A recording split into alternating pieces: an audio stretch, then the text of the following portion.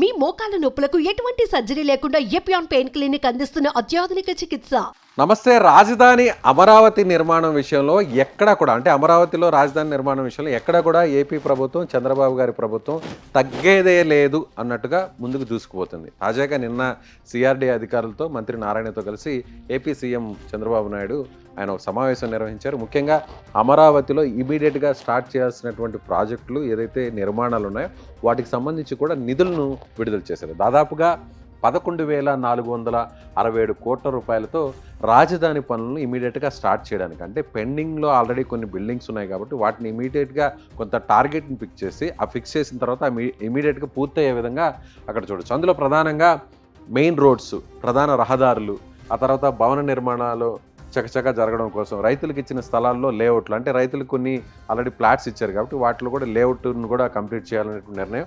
పాత టెండర్లన్నింటినీ క్లోజ్ చేసి కొత్త ధరలతో మళ్ళీ టెండర్లు పిలుస్తున్నారు. సిఆర్డీ అథారిటీ అంతా కూడా ఆమోదం తెలిపింది. నిన్న చంద్రబాబు గారు ఇక్కడ చూడొచ్చు సిఎస్తో పాటు ఆయన సిఆర్డీ కమిషనర్ అలాగే మంత్రి నారాయణ ఇతర సిఆర్డీఏ అధికారులతో కలిసి ఆయన సమావేశం నిర్వహించి చాలా కీలకమైనటువంటి నిర్ణయాలను ఆయన తీసుకోవడం జరిగింది. దాదాపుగా 11,467 కోట్లతో ఈ పనులు జరగబోతున్నాయి. ఇందుకు సిఆర్డీఏ కూడా ఆమోదం తెలిపింది. అందులో ప్రధానంగా చూసినట్లయితే 2,498 కోట్లతో మెయిన్ రోడ్స్ వర్కే కేటాయించారు.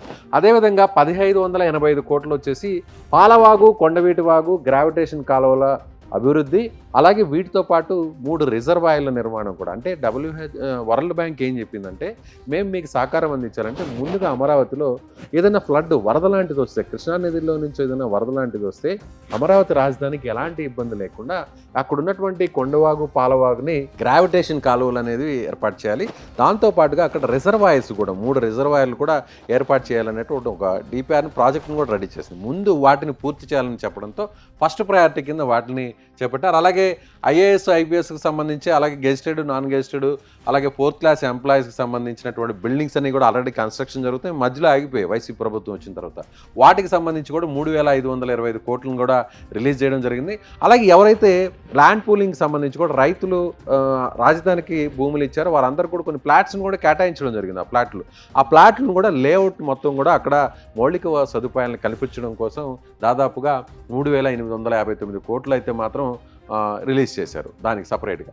2019 ముందు దీనికి సంబంధించి కొంతమంది టెండర్లు పిలిచారు. అప్పుడు కొంత కన్స్ట్రక్షన్ కూడా జరుగుతుంది. వాళ్ళ టెండర్ల ద్వారా కాంట్రాక్ట్ వర్క్లు కూడా చేస్తూ వచ్చారు. అయితే ఆ తర్వాత వైసీపీ ప్రభుత్వం రావడంతో అవన్నీ కూడా ఆగిపోయి ఆ పాత టెండర్లన్నింటినీ కూడా రద్దు చేసి కొత్త టెండర్లు పెంచి ఇప్పుడున్నటువంటి ధరలకు అనుగుణంగా అలికేషన్స్ చేసి ఆ ప్రైస్ని కూడా పెంచి దాదాపు ఇచ్చేస్తారు. అమరావతిలో హ్యాపీనెస్ట్ అనేటువంటి ఒక టవర్ బిల్డింగ్ అపార్ట్మెంట్ని కట్టి అందులో చాలామంది కూడా ఫ్లాట్స్కి ఇప్పటికే కూడా ఆన్లైన్ ద్వారా కొంతమందిని అమ్మేసినటువంటి పరిస్థితి. దానికి సంబంధించి కూడా పాత రేట్లని ఇంక్రీజ్ చేస్తూ 984 కోట్లను సవరించి కొత్తగా టెండర్లు కూడా పిలిచేందుకు అవకాశం కల్పించారు. అదేవిధంగా సిఆర్డీఏ నష్టపోయేటువంటి 270 కోట్లు, అంటే హ్యాపీనెస్ట్ ప్రాజెక్టులో ఇప్పుడున్నటువంటి ధరలకు అమౌంట్ పెరిగింది కాబట్టి ఆ 270 కోట్లను కూడా సిఆర్డీకి ప్రభుత్వమే ఇచ్చే విధంగా కూడా సవరణలు చేశారు. సో మొత్తం మీద చూసినట్లయితే 594 కోట్లతో గెజిటెడ్ అధికారులకు టైప్ 1, టైప్ 2, క్లాస్ 4 ఉద్యోగుల అపార్ట్మెంట్స్ పనులకు 1,440 ఫ్లాట్లు, సిల్2 అలాగే +2 12 అంతస్తులు ఉన్నటువంటి బిల్డింగ్కి మొత్తం 14 టవర్ల నిర్మాణం చేయబోతున్నారు. అప్పట్లో 785 కోట్లతో చేపట్టిన ఈ టవర్ పనులు ప్రస్తుతం కొంత ముందుకు వెళ్ళాయి. అయితే ఈ దశలో 2019 ముందు 408 కోట్లు అప్పుడు గవర్నమెంట్, అదే ఇప్పుడున్నటువంటి టీడీపీ ప్రభుత్వం అప్పుడు 408 కోట్లని శాంక్షన్ చేసి ఖర్చు పెట్టింది. సో గెజిటెడ్ అధికారులకు టైప్ 1, టైప్ 2, క్లాస్ 4 ఉద్యోగుల క్వార్టర్ల వద్ద 226 కోట్లతో మౌలిక వసతుల పనులకు, తాగునీరు, అండర్గ్రౌండ్ డ్రైనేజ్, వరద నీటి కాలువలు, వీధి దీపాలు, అంతర్గత రోడ్స్, బిల్డింగ్ సెక్యూరిటీ, ల్యాండ్స్కేపింగ్ వంటి పనులకు చేపడతారు. 607 కోట్లతో నాన్ గెజిటెడ్ ఆఫీసు అపార్ట్మెంట్ నిర్మాణానికి దాదాపుగా 12 టవర్లతో 1,440 ఫ్లాట్లు నిర్మించబోతున్నారు. నాన్ గెజిటెడ్ అధికారుల అపార్ట్మెంట్ టవర్ల వద్ద ఇతర ఫెసిలిటీస్ కోసం మరో 594 కోట్లను ఇక్కడ శాంక్షన్ చేశారు. సో మొత్తం మీద చూసినట్లయితే లేఅవుట్ల అభివృద్ధికి 8,496 ఎకరాలు టెండర్లని ఇక్కడ పిలిచినటువంటి పరిస్థితి. సీడీ యాక్సెస్ రోడ్స్ కావచ్చు, మెయిన్ అక్కడ ఉన్నటువంటి రోడ్స్ జాతీయ రహదారికి లింకప్ చేసే విధంగా కూడా ఇమీడియట్గా కొన్ని రోడ్స్ని కూడా సెలెక్ట్ చేయడం జరిగింది.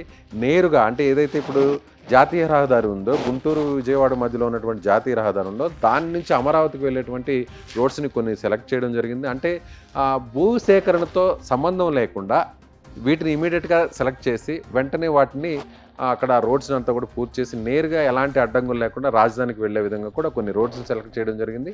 దానికి సంబంధించి కూడా వాటిలో టెండర్లు పిలిచారు. వీటిని విస్తరణ పనులు కూడా చేపట్టబోతున్నారు. అదేవిధంగా కరకట్టకు సంబంధించి కూడా కరకట్టకి గతంలో 4 లైన్స్ ఉండాలి అని నిర్ణయం తీసుకుంటే గత ప్రభుత్వం 2 లైన్లు చాలు అంటూ ఆ నిర్ణయాన్ని మార్చారు. తిరిగి మళ్ళీ 4 లైన్స్ రోడ్ని ఇక్కడ కన్స్ట్రక్షన్ చేయడానికి సిద్ధమవుతుంది ఏపీ ప్రభుత్వం. దానికి సంబంధించి కూడా టెండర్లు పిలవడానికి సిద్ధమైంది. మొత్తం మీద చూసినట్లయితే ఇలా 11,000 చిల్లర కోట్ల రూపాయలతో ఇక్కడ అమరావతిలో పనులు ప్రారంభించడానికి ఫండ్స్ను రిలీజ్ చేసింది ఏపీ గవర్నమెంట్. ఇప్పటికే ప్రపంచ బ్యాంకు, ఏడీబీ బ్యాంకు, అదేవిధంగా హట్కో ద్వారా కూడా నిధులు వచ్చేటువంటి పరిస్థితి అయితే చాలా స్పష్టంగా కనిపిస్తుంది. ఎక్కడా కూడా ఏ ఒక్క రోజు కూడా వెయిట్ చేయకుండా ఇమ్మీడియట్గా పనులు పూర్తవ్వాలి. 2 సంవత్సరాల్లో ఈ బిల్డింగ్స్ అన్నీ కూడా పూర్తి చేయాలనేటువంటి తలంపుతో ఇప్పుడు ఏపీ గవర్నమెంట్ ఉంది. సో ఇప్పుడు ఏపీ గవర్నమెంట్ తీసుకుంటున్నటువంటి నిర్ణయం మీద, ఇప్పుడు కేటాయించినటువంటి నిధుల మీద నిజంగానే 2 సంవత్సరాల్లో అమరావతిలో ఈ బిల్డింగ్స్ అన్నీ కూడా పూర్తి అవుతాయా? ప్రభుత్వం రాబోయేటువంటి 5 ఏళ్లలో అమరావతి రాజధానిని ఏ విధంగా ప్రపంచ స్థాయి రాజధాని నగరంగా మార్చే అవకాశం ఉందో, మీకు ఎలాంటి అభిప్రాయం ఉందో కింద కామెంట్ బాక్స్లో ఈ వీడియో చూసిన తర్వాత చేయండి.